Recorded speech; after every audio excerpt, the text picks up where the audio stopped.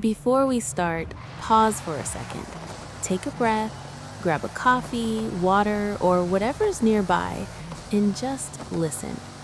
If you enjoy long, thoughtful explorations into how reality quietly breaks apart the closer you look at it, remember to like this video, comment with your thoughts, and share it with someone who enjoys questioning things that feel obvious. Now, right now feels immediate.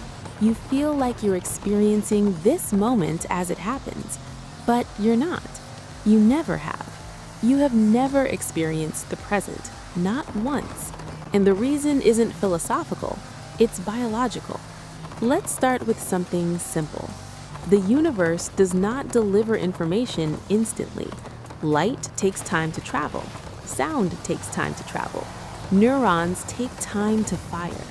By the time light from the screen reaches your eyes, it's already in the past. By the time that signal travels through your optic nerve, it's further in the past. By the time your brain processes it into something meaningful, even more time has passed. Your experience of now is already outdated, and that delay isn't small. Visual processing alone takes roughly 100 to 200 milliseconds. Auditory processing takes time. Touch takes time, which means your conscious awareness is always lagging behind reality. So why doesn't it feel that way? Because your brain doesn't wait. It predicts. Your brain does not ask what is happening. It asks what should be happening next, and then it shows you that. This is called temporal prediction. Your brain constructs a moving window of reality that feels continuous, even though it's stitched together from delayed inputs and forward guesses. Now think about motion. When you watch a moving object, your brain doesn't represent where it was, it represents where it will be. This is why motion feels smooth instead of choppy. Your brain extrapolates trajectories to compensate for delay. You don't see the ball where it is, you see where your brain predicts it should be, which means perception is partly a hallucination, a useful one. Now consider sound. When someone speaks, the sound reaches your ears later than the movement of their lips reaches your eyes, but you don't notice because your brain adjusts timing automatically. It delays visual processing to sync with sound. Your experience is edited, which means now is not a timestamp. It's a constructed compromise. Now let's introduce something unsettling. Experiments show that when researchers artificially delay visual feedback of your own actions by as little as 200 milliseconds, people feel disconnected from their bodies.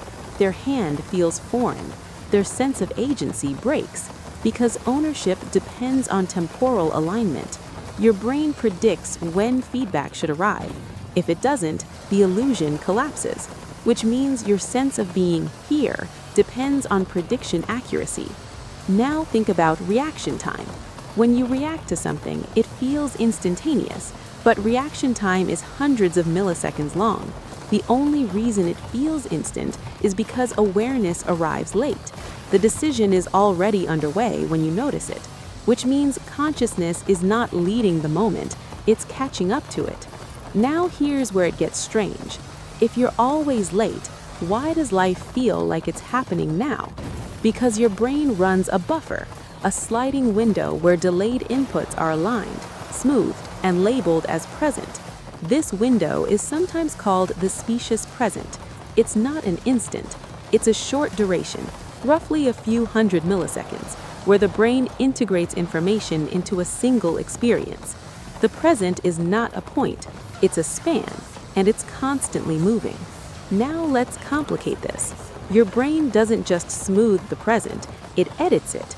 It removes noise, fills gaps, suppresses contradictions. You don't notice eye movements because your brain blanks vision during saccades. You don't notice blind spots because your brain fills them in. You don't notice micro delays because your brain corrects them, which means your experience of now is curated, not raw. Now think about attention.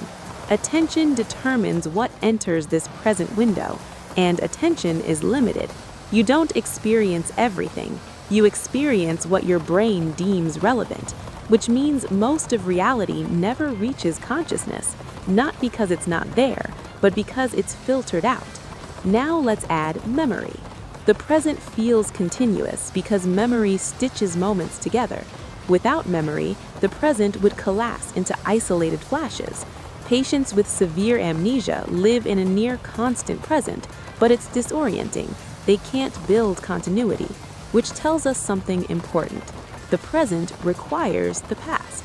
Now consider anticipation. You are constantly anticipating the next moment.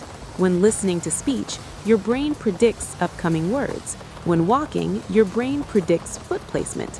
When watching a video, your brain predicts structure. This anticipation leaks into perception, which means the present includes the future, not literally, predictively. Now pause. If the present includes delayed past input, predictive future guesses, and memory stitching, then what is it really? It's not a slice of time. It's a model, a best guess. Now let's talk about time perception. Why does time slow down during emergencies? Because prediction fails, novelty increases, attention spikes. The brain records more detail. More memory density makes time feel longer, which means time perception is not about clocks. It's about information processing. Now think about boredom. Boredom compresses time, low novelty, low memory formation, which makes long periods feel short in retrospect. Time didn't change, processing did. Now let's talk about meditation. Meditation doesn't stop time, it alters how the present window is constructed. By reducing predictive chatter, awareness becomes more granular.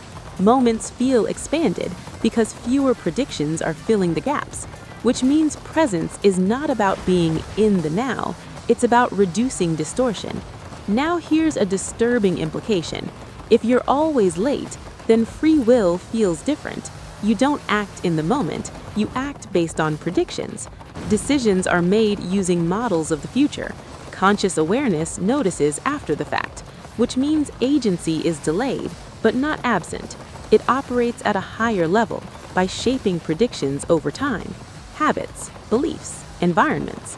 These influence future now moments before they arrive. Now think about technology. Notifications fragment the present. Each interruption resets the predictive model, which increases cognitive load, which makes time feel faster and thinner. This is why constant stimulation feels exhausting. Your brain is constantly rebuilding now. Now let's zoom out further. Physics tells us the universe doesn't have a universal present. Relativity shows that simultaneity depends on a reference frame, which means even the universe doesn't agree on now. Your brain invents it, locally, for survival. Now here's the key insight. The present is not something you enter, it's something your brain generates. And like all things generated, it can be distorted by stress, by distraction, by expectation, by technology, which means protecting your experience of now is not about chasing moments, it's about managing prediction, reducing noise, increasing attention. Now let's end with something concrete. You don't need to live in the present, you already are, by construction. The question is how filtered that present is, how rushed, how predictive, how fragmented, because the only thing you ever experience is a model of time, running slightly behind, guessing slightly ahead, and doing its best to feel seamless. If this changed how you think about now, take a moment to like the video, leave a comment, and share it, because the strangest thing about the present is that you've never actually been in it.